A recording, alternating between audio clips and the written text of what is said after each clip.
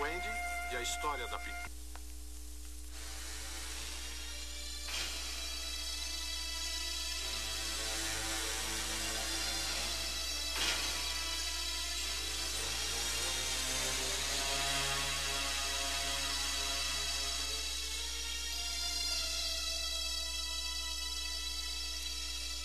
O surrealismo estava sempre visando se livrar da tediosa repressão da realidade. Expressando o devaneio selvagem da mente subconsciente, os artistas surrealistas dariam coragem a todos os artistas de seguirem a direção dos sonhos. E o mais perfeito surrealista era o espanhol Salvador Dalí, famoso por suas pinturas de irrealidade. Persistência da memória de Dalí é uma das imagens de arquétipo do nosso século. Tudo que nós tomávamos como seguro desmoronou. Os relógios derretidos e o rosto torcido têm uma intensidade inevitável. Dalí quer que a gente se perturbe e entre com ele no seu mundo de pesadelo. Pintura horrível.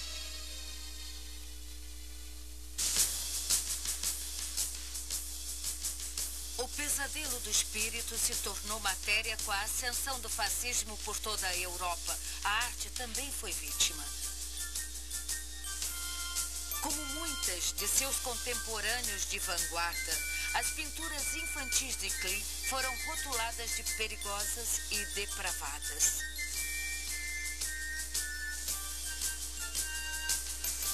Paul Klee era um homem pequeno de um país pequeno. E ele pintava quadros pequenos, embora esse, Magia dos Peixes, seja maior que os outros. E eu acho que talvez essa modéstia tenha obscurecido sua importância na história da pintura. Porque tudo que importa no século XX, as coisas boas na sua arte estão todas resumidas em Klee. Aqui está toda a poesia de Cézanne. Claro, isso não é nem um pouco parecido com Cézanne, mas tem aquela profunda beleza lírica de Cézanne. E se Matisse é o grande colorista do século, bom, Klee também dá um banho de cor, porque veja as cores disso. O belo modo como os peixes brilham e reluzem enquanto saem da escuridão. E Picasso, aquele grande mestre de invenção, bom, Klee também é inventivo. Como Picasso, ele adora mudar as texturas das pinturas. Ele colou um quadrado de musselina aqui e isso aprofunda sutilmente o mistério. E, de novo, esse relógio estilo Rit Robinson. Os únicos números que nós podemos ver são 1, 9, 2, 5. E essa foi a data em que ele pintou o quadro. E como era muito amigo de Kandinsky, eles lecionavam juntos na Bauhaus, na Alemanha, porque não conseguiam se sustentar com pintura. E não há nada abstrato aqui, mas há o grande senso de teatro de Kandinsky, de algo acontecendo, um conflito. E como você pode ver, esse pequeno palhaço subiu a cortina. Então nós podemos ver o que está acontecendo e nos decidirmos. Klee dizia que ele queria pintar como uma criança, mas como uma criança sagaz. E também, claro, há surrealismo por toda parte. As duas luas, o estranho sol, aquela flor azul e essa pequena criatura que tem seu coração na boca e mãos de alga marinha. Eu fico encantada com Klee. Acho que esse é um quadro mágico, Magia dos Peixes, de fato. E, acima de tudo, o que acho maravilhoso é a grande sensação de liberdade. E não concorda que o grande presente do século XX para os artistas foi esse crescente sentimento de que não estavam presos às regras, que eram livres?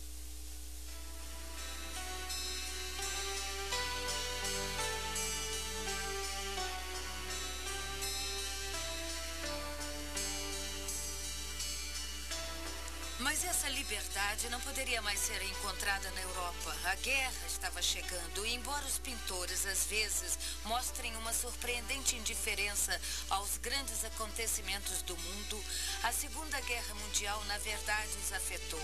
A arte mágica de Klee se tornou mais intensa, mais solene.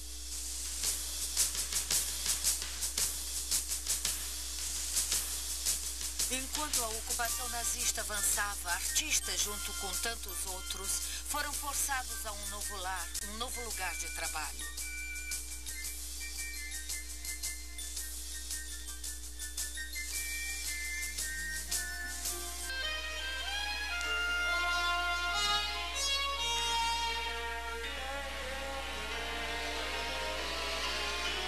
A História Sem Fim. Versão brasileira, Herbert Richards.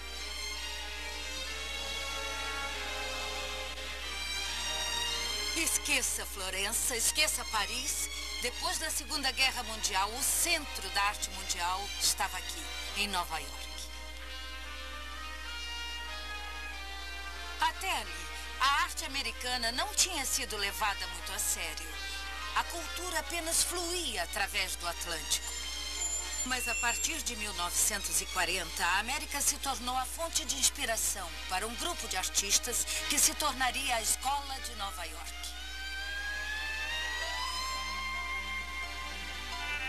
Eles começaram a pintar grande, bem grande, e as pessoas os achavam desnorteantes. Isso leva tempo. Mas se você apenas esperar e se recusar a ser precipitado, você achará esses quadros surpreendentes.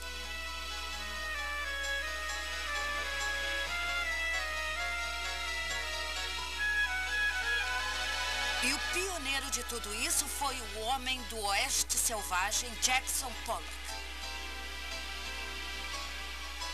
Ele pintava seus quadros, se é que se pode dizer pintava, de uma forma completamente nova. Ele nem mesmo usava um pincel. Ele costumava salpicar a tinta na tela.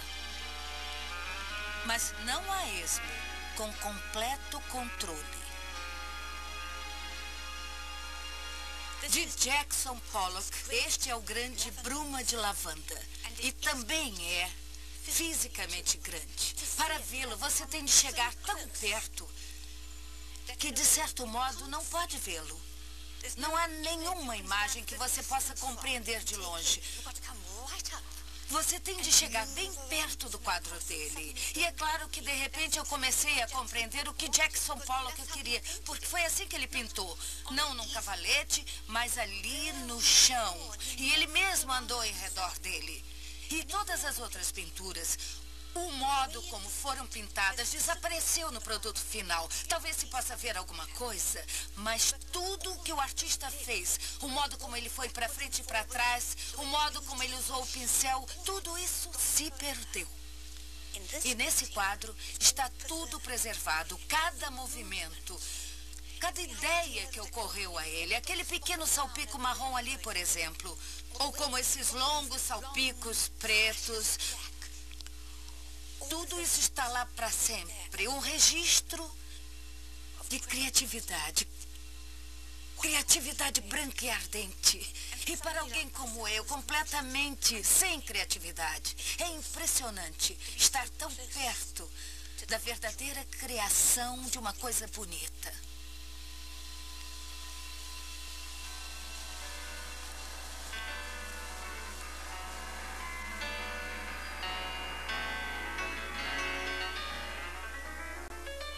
Salpicar tinta transformou Pollock numa celebridade. Ele foi até filmado nos arredores do ateliê dele, nos deixando esse registro único de um artista em ação.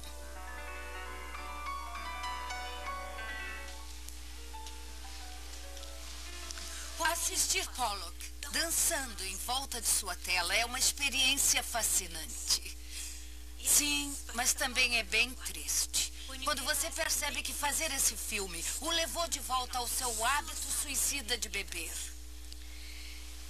Ele era um homem muito reservado, Pollock. E deixar tudo isso ser visto, de algum modo, pareceu uma traição para ele. Ele havia deixado de beber.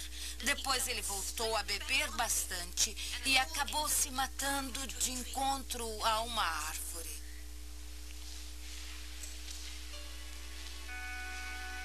Pollock morreu quando tinha só 44 anos. E ele passou a ser uma lenda, quase uma referência de nível, a ser usada por outros artistas para medirem a si mesmos.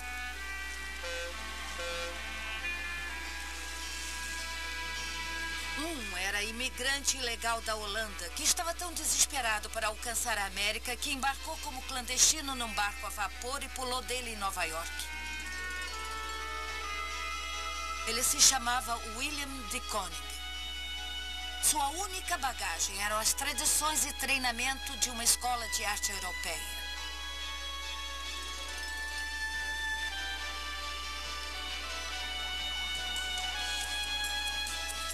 De Koning adorava toda a sujeira de Nova York. Ele vivia com um grupo artístico em Soho. E ele não apenas falava de arte, ele brigava por ela. E ele lutou por ela. Porque esses artistas abstratos, expressionistas, achavam difícil sobreviver. O trabalho deles era comentado, mas ninguém chegava a comprá-lo.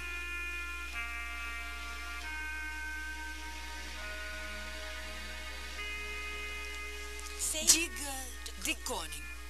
E muitas pessoas imediatamente pensam nas mulheres e pensam em Technicolor, porque essas são imagens extraordinárias. Um crítico disse que elas foram pintadas numa onda de luxúria e ódio.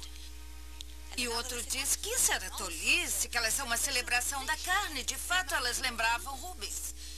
E um terceiro, e eu não estou inventando isso, disse que elas são um autorretrato. E de Koning, bem feliz em se livrar do gancho feminista, disse, bom, sim, na verdade, havia muito do feminino nele. 2 mulheres no campo. Na verdade, você não pode ver muito do campo porque elas o tampam. E eu sempre sinto que esse espaço em branco, bem embaixo, existe. Porque de Koning realmente desistiu do campo, sabendo que essas louras insistiriam em ficar bem na frente dele, do campo dele. Criaturas enormes, com seus grandes balões de montanhas pneumáticas, de seios, seus braços carnudos, pernas esquisitas e aquelas coxas grandes e aqueles sapatos de salto pequeninos e o sorriso. Porque elas estão em pé lá piscando para nós, totalmente convencidas de que são irresistíveis. Pobrezinhas delas, porque são horríveis. São tão cômicas.